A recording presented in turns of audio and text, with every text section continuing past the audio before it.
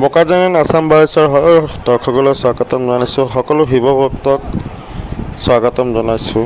হৰ হৰ মহাদেৱ। আজি আমি পান্থাচক বেছ কেম্পৰ পৰা যাত্ৰী নিবাসৰ পৰা আমি বালতালত থকা যাত্ৰী নিবাস বিয়া বেছ কেম্পলৈ আমি ৰৱানা হৈছোঁ। আমি তাত গৈ আছোঁ, য'ত আমাৰ সময় লাগিব প্ৰায় 4-5 ঘণ্টাৰ নিচিনা। আহক, এইটো হ'ল আপোনাৰ এখন বিশ্ববিখ্যাত টানেল, যিটো সোণমৰ্গত আছে, য'ত আমি এতিয়া সোমাবলৈ লৈছোঁ, যিটো আমি পাৰ কৰিম বোলৈ অলপ সময় দৰকাৰ পৰিব। আহক, আমি টানেলৰ ভিতৰলৈ সোমাই আহোঁ।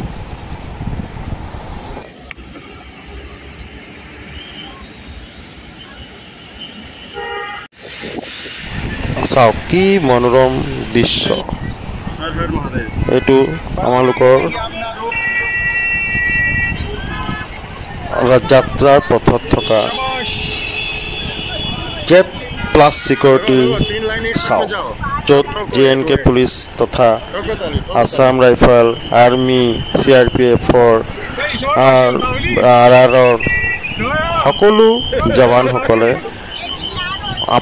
অমৰনাথ যাত্ৰা যাতে ভালকৈ সুকমলমে সমাপন হ'ব পাৰে, তাৰ পৰিপ্ৰেক্ষিতত আপোনাৰ আমালোকৰ সহায় সহযোগিতা তথা তেওঁলোকে দেশৰ সকলো নাগৰিকে যাতে ইয়াত কোনো অসুবিধা সন্মুখীন নহয় তাৰ চেষ্টা চলাই গৈ আছে।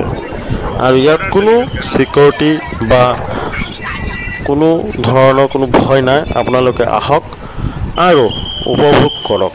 অসমৰ পৰা আমি ভাগ্যৱান বুলি ক'ব লাগিব যে আমি প্ৰথম যাত্ৰাতে আছোঁ, য'ত আমি অহা 3 জুলাইত আমি ভগৱান শিৱজীৰ হিমলিংগক আমি দৰ্শন কৰিবলৈ সৌভাগ্যৱান হ'ম বুলি আশা ৰাখিছোঁ। আহক, আমি অলপ গৈ যাই লওঁ।